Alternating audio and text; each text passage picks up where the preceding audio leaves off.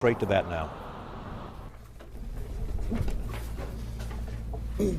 Hello, my name is Taylor Jones. I'm the Emergency Services Director for the Anderson County. We're here today on a very, very sad occasion after an active assailant attacked one of our elementary schools in the Townville area. The initial call come in to 911 Center today at 1:45 from a teacher in a classroom at Townville Elementary School stating that an armed male on the school grounds and a student had been shot. The information we're providing today, I want everyone to know, is very fluid and things are still ever changing. Some of the misinformation that was put out by myself earlier was that two of the patients were flown to ANMED, and there was actually only one patient flown to ANMED. The other patients were taken to ANMED Health, and we'll speak to that further with Dr. Avery. I want to thank the members of the Townville Fire Department and EMS for their quick response and their initial involvement. They was lives saved by the actions of the fire, EMS personnel today, and the law enforcement response was phenomenal, and it was lives saved because of the teamwork demonstrated today. And that's one of the things that we've prided ourselves in Anderson County, in having an Anderson Strong program that brings the whole community together for this type of crisis. We were hoping that we'd never see this training used, but today I believe lives were saved because of our responders being so well trained and being such a cohesive team. One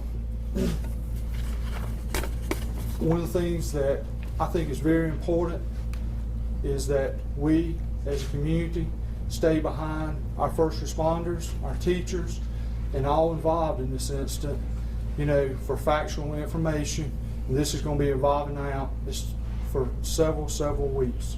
So just bear with us as we deal with this crisis as a team. With that, I'd like to introduce Dr. Avery, the superintendent for District 4, to speak about what happened there at the school.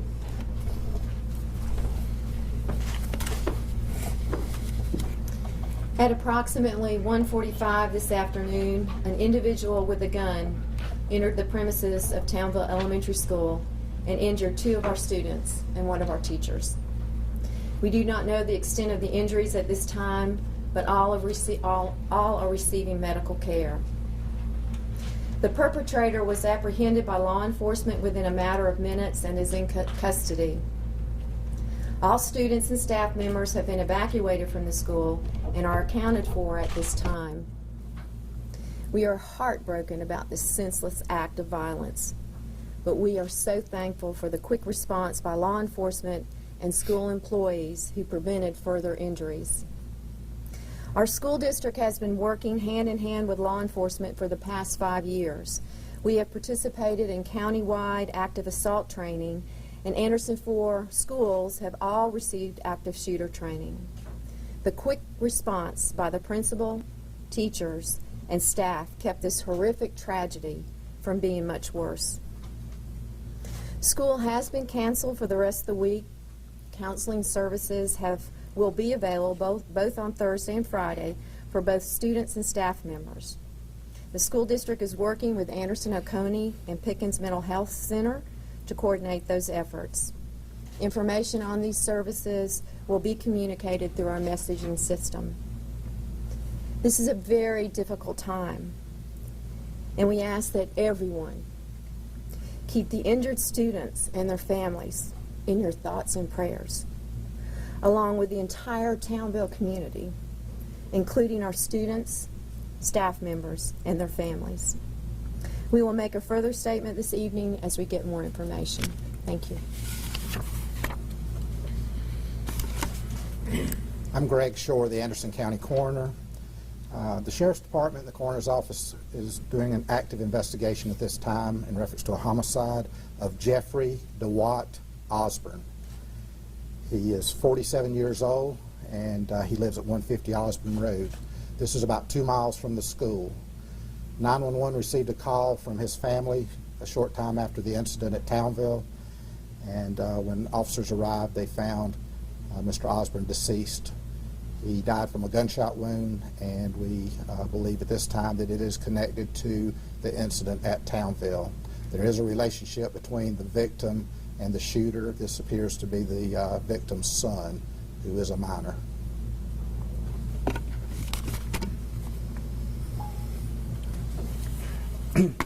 I'm Captain Garland Major with the Anderson County Sheriff's Office. I command the Criminal Investigations Division. As Dr. Avery said, around 1:45 this afternoon, we got a call of an active shooter. Deputies were on the scene within 7 minutes, and I believe we did have the shooter in custody before 2 o'clock. So it was a rapid response, and we were able to contain the subject and ensure the safety of everyone else involved. The investigation is in the initial stages. We've only been out there 3 hours. This is going to be a very slow, methodical, and meticulous investigation. We're not going to have all the answers at one time. We're not going to have all the answers at 11. It may take a few days before we finish up and with our investigation and be able to address some of them. Right now, we know that 2 of the students were both males, white males. The teacher was a white female. The shooter is a juvenile. He's a white male. There's no racial undertones there. There's no terrorism involved. We feel confident that we have the sole shooter, that no one else is involved, and that the community is not in danger at this point. Like I said, we will try to get some information out there to you as soon as we can. Thank you. I'm Ken Waters, Vice Chairman of Anderson County Council. We want to thank all of our agencies for their quick response. But the main reason we are here is to make sure everyone involved knows that Anderson County will be supportive of school administration, teachers, students, and families in this situation, all the way through the end. We also would like to extend our thoughts and prayers to each one of those. Thank you. We'll entertain some questions now. Anyone has any questions? Captain, is there a connection between the 2 students that were injured and the teacher that was injured? We have learned a tremendous amount of new information and had some facts confirmed in this news conference that is still ongoing right now. Amy, we're learning the connection between the 2 crime scenes, the shooting at the school and then the victim who was found at a home just a couple of miles away from the school. That's right. We've just learned the name of the victim in that shooting, Jeffrey Osborne, age 47. The shooter, according to the officials there at this news conference, are saying that it is the victim's son. So we are going to toss back there, continue to take questions. One of the students was shot in the leg, the other in the foot, and the teacher was in the shoulder. Can you characterize the injuries at this point? Or are all of the injuries recoverable or life-threatening? That I wouldn't know. As far as the incident itself, the incident on Osborne Road, is there anything to indicate from 911 calls or from the family that did call 911 that there was some strife between the father and the son? We haven't even made it into the scene. We have such a large scene at the school, the one on Osborne Drive. We haven't even entered that yet, so I can't tell you that right now. But have you been able to get anything from the family that did call 911 in regards to the relationship between the 2 as far as whether or not it's strained or anything like that? No. Is that address familiar to you? Have you made other, have you responded to that address on Osborne Road before? I don't know if our office has or not. Is the shooter's mother an employee at the school? I wouldn't know. Captain, could you talk about the arrest? Was the shooter combative? Did he approach the officers, or was he taken into custody without incident? Correct. That's what I was going to say. He was taken into custody without incident. We know he's a teenager. Do you happen to have his exact age? I'm just going to say teenager right now. What's the relationship between the shooter and the juveniles? Do you know that? The children, the victims? I know they all go to school together. As far as their being friends or anything, I can't tell you. Do you know if they're related? No, I do not know. Okay. Are the 2 children, the victims, are they related to one another? To my knowledge, they are not. Dr. Avery, how many students in that school? Can you give us a picture About of the school? 280, 285. Was Small a teenager school. in school anyway? He was Homeschooled. homeschooled. Yes. In the classroom, did this happen in a classroom at the school? The exact location I can't tell you. As far as the students, the suspect in this case, is there anything to indicate that he might have had some mental issues, mental health issues? I don't know that yet. Was the teenager a student in District 4 at any point? Was there any relationship that you found between the shooter and the teacher? At this point, I don't have an answer for you on that. Any indication that any of the victims were targeted? At this point, we don't know. We're trying to determine that right now. And forgive me if I missed this, but where and how did this student enter the shooter? Did he go just straight through the front door? Was it, where did he enter the building? I'm not sure that either, sir.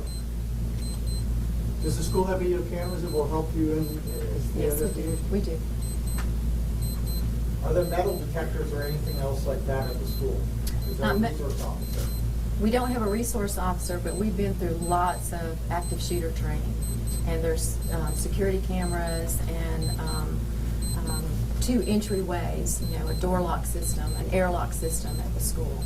So That's yeah. part of our safety. Does that mean he had to be buzzed in? He would have to be buzzed in, but I'm not sure how he entered the school. I don't have that information. What can you tell us about the weapon? Was it a handgun? It was a handgun. Do you have the caliber? It was a handgun.